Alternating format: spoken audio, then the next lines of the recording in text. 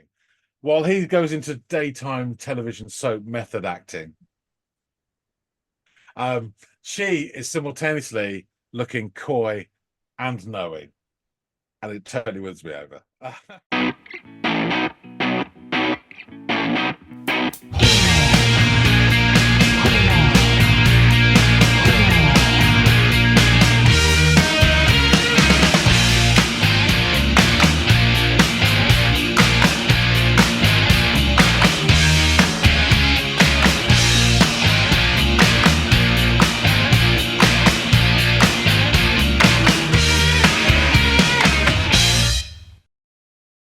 Hey, everybody, and welcome to another episode of Les Audiophiles. My name's John. His name's Andy. I walk 47 miles of barbed wire. I use a cobra snake for a necktie. I got a brand new house on the roadside, made from a rattlesnake hide. I got a brand new chimney made on top, made out of a human skull. Now, come on, take a little walk with me, Arlene. Tell me, who do you love? More on that another time, perhaps. But first, we have a track to listen to, provided by Brother Andy. Andy, what have you got for us? Well, Brother John, we are going to revisit not only a band, but a particular performance. It's another song, but it's from the same overall performance that you had watched before when you were introduced to the Family Crest. So we're going to see them again on Audio Tree. And we watched their performance of Beneath the Brine. This is a different track I'm going to have you check out and performance thereof, and it is called Howl. Okay. Right. So, you prepared for this? As much as I'll ever be. Excellent. Well, go off. Give it a watch, give it a listen, and let me know what you think.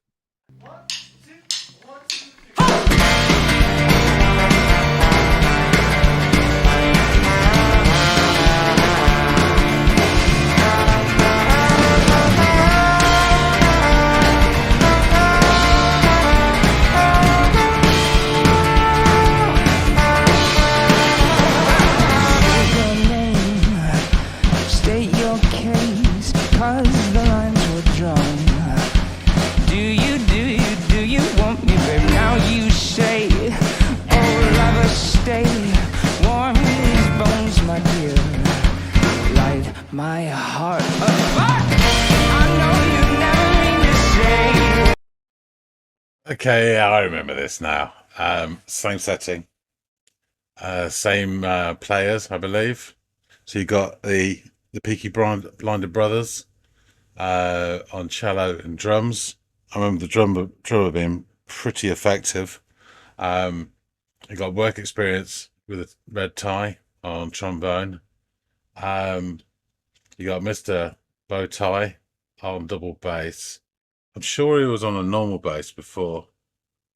You got Classy Bird, flautist, just looking completely separate from everyone else. Fiddle guy, who was fairly normal apart from some braces. And busker hat on acoustic and lead vocals. Yeah. Again, got this sort of prohibition shuffle, slightly jazzy, really nice dynamics at the start, and then drop out and just like hitting the acoustic and the others join in with the strikes. Yeah, it's sounding really good already. Okay, let's see how it goes.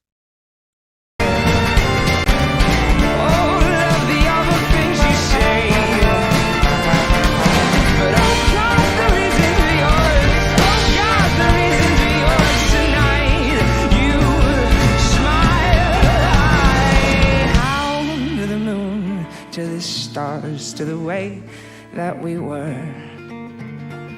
How to the moon, to the stars, when the weight of the world is just too much for you.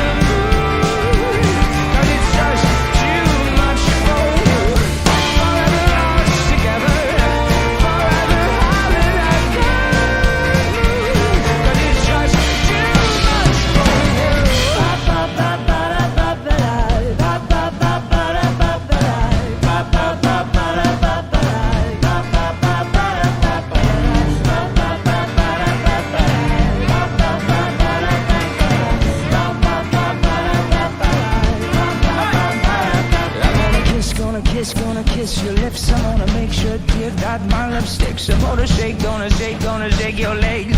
Make you beg. I'm gonna make sure that your heart is true. I'm gonna say here, darling, I love you. I'm gonna make sure that you love me true. Do you love me, dear? Do you love me, dear? I'm gonna shake you, dear.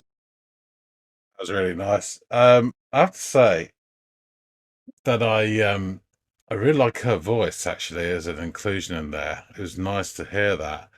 I just have a slight issue with the vocalist. It's too much Amdram. It just needs to dial it down a bit. Like every bloody word is the most important thing he's ever sung. If I looked away to see his gurning face, it's a bit better. But that's just the only thing that's slightly putting me off. Not enough for me to not enjoy this, because I am enjoying this. I get what he's doing. It just doesn't, for me, it doesn't work. I'm sure millions of people it does. But there you go. Yeah, it's got a really nice energy to it. Bouncing along. So it's got that sort of cheeky swagger to it as well. And also live performance, they are clearly enjoying themselves, which is really nice to see. Yeah, sounds really good.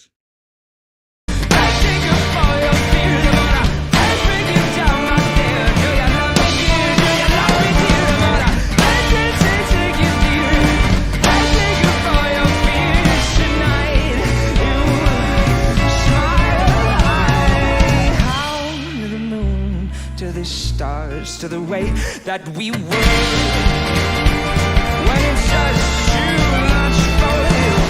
Forever lost together, forever hiding at love, 'cause it's just too much for you. It's just too much.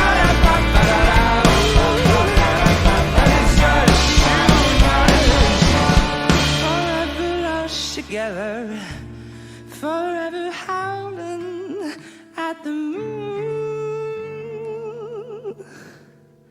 'cause it's just too much for you.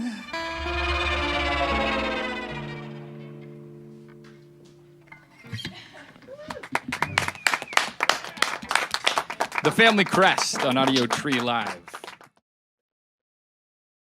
Enough. Yeah. Yeah, I enjoyed that. It's another good song. This one seemed a bit more structured than the previous one. Was a bit ramshackle, as I remember, sort of bouncing around from idea to idea. Yeah, it was really fun, vibrant, and I liked the fact that they all, I don't remember this from before, but they all had sort of the uniforms like Dickensian workhouse grey, which is a nice touch as well. Excellent drums again. I think the mix, maybe the flautist wasn't quite as prominent. It was just sort of over the top. But in the mix altogether, it's a really nice sound, as you'd expect anyway. Yeah, great job by all of them. And as a live performance, spot on. I just wish that lead singer would just dial it down a bit. Mighty great. It's got a decent voice, but Jesus Christ, yeah, I don't have to turn up to 11 all the time. But that's probably just me. All right, let's go back and learn a bit more about this song by chatting to Andy. All right, welcome back. And what did you make of this? Now your second go around with the Family Crest. I'll be totally honest with you. When you said, it's another trip to Family Crest, and I'm thinking, nope, doesn't ring any bells. And then you said Beneath the Brine, and I thought, I do remember that song title, but I can't remember how it goes. And then as soon as it started, yeah, of course, I remember these bunch of scallywags. Yeah, so it's exactly the same setting as you said, as Beneath the Briny. And so, of course, as it starts up, I am reintroduced to the same cast of characters. The Peaky Brothers on drums and cello. Work experience boy on trombone with the red tie provided by his mum. Mr. Bowtie on double bass. Now, I'm pretty sure he was on an electric bass before. Yes. And I have to say that the double goes better with his tie. It really works. Classy Bird on flute, still looking fragrant and been, dropped in by helicopter and not looking like any of the rest of them. Yeah. Mr. Busker hat on acoustic and guitar and vocals.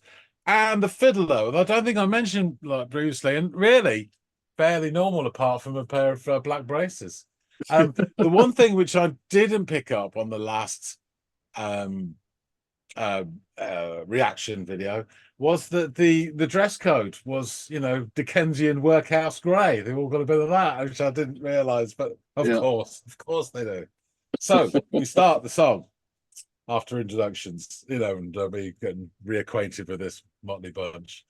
So we start with this kind of prohibition shuffle. We've spoken about this sort of style before, with like, rather jazzy. And then that initial surge, the trombone is providing most of the character to that sort of initial portion. And stylistically, it's kind of in line with the previous song we heard, so like tick. After that opening salvo from the band, the jazzy elements are reinforced because it just drops down to just the drums when the vocal is introduced. And bizarrely, you wouldn't think this, sort of counterintuitive, but by dropping off all the instruments and just having the drums and the vocals, it actually adds more energy to it already. And then the acoustic guitar that he's obviously playing, the bass and the cello, I think, they creep in after a few lines with just these short 2 or 3 note, but the start of each a couple of lines, and then we bounce back into the full sound. And in this section, some of what I experienced before comes back, and I started to remember parts of my reaction. The drummer, I really like. He's really effective without being showy at all, which is the best kind of drummers.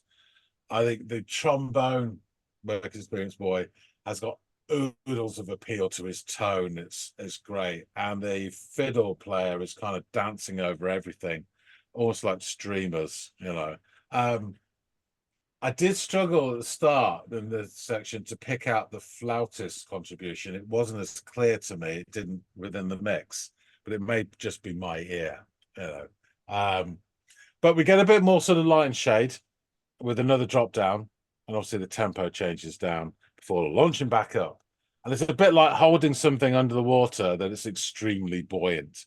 It's only a matter of time before it fights through the grass and breaks the surface, reveling in its true nature. And I would say that the band excel, to my mind, when they're bobbing away, riding on top of the waves. But of course, you need both to have contrast. But yeah, that's the kind of feeling I got from it. And here we have my one criticism, which I think I said in my previous reaction as well. I won't labour the point. The singer for me is just a bit too humdrum in his delivery for my tastes. There's plenty who love it, but not for me. For sure he has a decent voice, but sometimes I had to look away from his grimaces because it just stop it, put me off the song, which it didn't. But, I just, yes, enough of that. So anyway, because there is much to enjoy. So the next part is a reinforced drop down. So they go down, but those previous sort of bits I mentioned with the note punctuations become sort of full blasts from the band, and it really adds to the drive and the excitement of the song. Actually, I was starting to hear a bit more from the flute, and then they go into like a instead of these sort of contributions, there's more extended notes. So they go, and then it leads to another sort of mini culmination, something about Hamlet and the Moon, and then we get the group, badas, whatever they are. I really like this bit, and I have to say, the flautist vocals really elevate this. Yes, and just as I'm thinking, I wish we could hear a bit more from her. She then starts to echo Busker Hat's lines in this freaky little whisper. Yeah. And the contrast between them is standing there wearing a tracksuit with the word Stark emblazoned across the shoulder blades in 8-inch lettering, while he goes into daytime television soap method acting. She is simultaneously looking coy and knowing, and it totally wins me over. So along with all the vibrant energy to this, there's also a kind of almost like a cheeky swagger. And as a live performance is faultless, it's spot on. But the other big thing about this is the enjoyment which they clearly feel playing this, and that enjoyment links through to the viewer. It's infectious. Listener. Yeah, exactly. So, and then we end with a bit more of, Stanislavski's System from Busker Hat, and then a little sort of ghost story twiddle from the fiddle at the end. Yeah. Which you can almost hear them laughing to themselves afterwards. It's really tongue-in-cheek. So I would say more really enjoyable and very listenable stuff from this band. I think the song itself seemed slightly more structured and cohesive than the previous efforts. And for that, and the flautist's winsome contribution, I liked it just a touch more. But yeah. Interesting. Yeah, one thing that I knew would translate from the previous to this one was your affinity for the drummer, because he is an amazing drummer. Does a great job. So good at keeping that jazz beat going. That is really the foundation of the whole song. Yeah. And you're right, all the other bit players do wonderfully in their role. And yeah, the violinist who looks like Chris Pratt from Parks and Rec before he got all jacked to become Star-Lord in Guardians of the Galaxy. A little bit more of a schlubbish appeal to him. That's the first thing I thought when I saw the guy. And then that little ending bit when he, does that with the flourish with the bow, is just like the perfect punctuation for a great song and great performance. I'm really, really glad you liked it, man. Yeah. Quick recap of the band, because as we alluded to earlier, we've covered them on this channel before, so I will try to just brush over that really quickly before getting into some newer details. The Family Crest is an American orchestral indie rock band based in San Francisco. The band is made up of 7 core members and several hundred additional members who actively participate in recordings, live performances, and other creative projects. Those 7 members, many of whom are classically trained, are Leah McCormick on lead vocals and guitar, John Cederlin on bass, Angelo Christian Michelli on drums, though in this performance, it's Charlie Giesig who was featured on the drums. He left the band in 2017 and was replaced by Angelo. Laura Bergman, your muse on the flute, percussion, and vocals. That's her general role, and I think she was just on flute and vocals for this one. George Salmon on trombone, Owen Sutter on violin and percussion, and Charlie Ackert on cello and percussion. The brainchild of frontman Leah McCormick, the Family Crest began as a recording project in 2008 that aimed to connect a community of people through a musical platform, using flyers, personal contacts, and even Craigslist ads, other forms of outreach as well. McCormick and co-founder John Cederlin recorded nearly 100 people for the project throughout Northern California. After completing the majority of the recording in the fall of 2009, McCormick and Cederlin elected to continue the project by forming a live band. The band has released 9 albums between 2010 and 2022, with this particular track featuring on the album, Beneath the Brine, released in 2014. On March 15th, 2014, Beneath the Brine debuted at number 16 on the Billboard Heatseekers album chart. And Michael Katzif of New Sounds would write of the album, with Beneath the Brine, the Family Crest Kickstarter-funded full-length, McCormick and company capture practically every type of instrument: trumpets, French horns, and trombone trios, pedal steel and vibraphone, choirs and string quartets.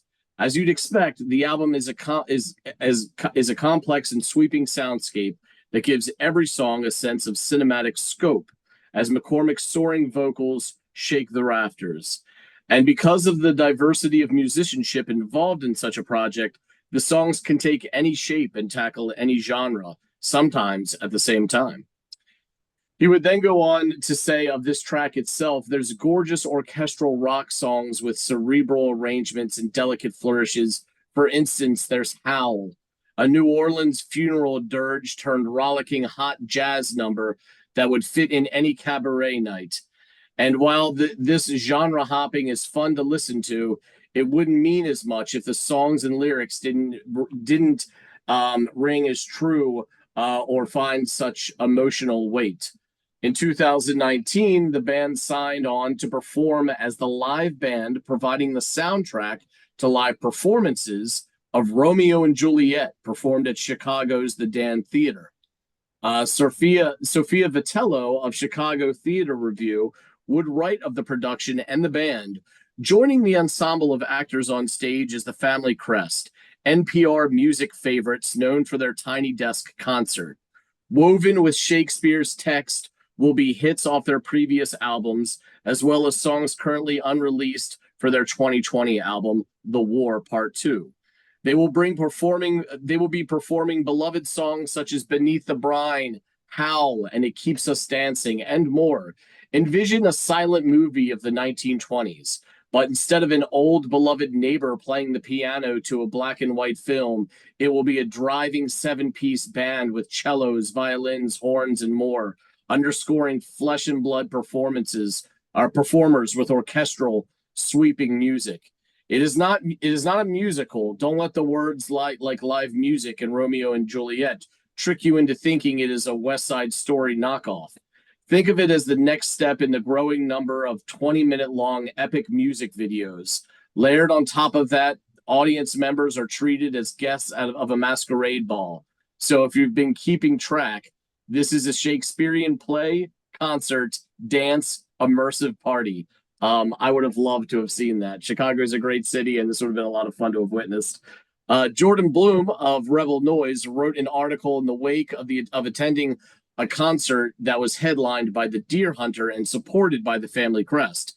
And I include this because I attended this concert and had a very shared experience with Jordan upon attending the show and witnessing the performances.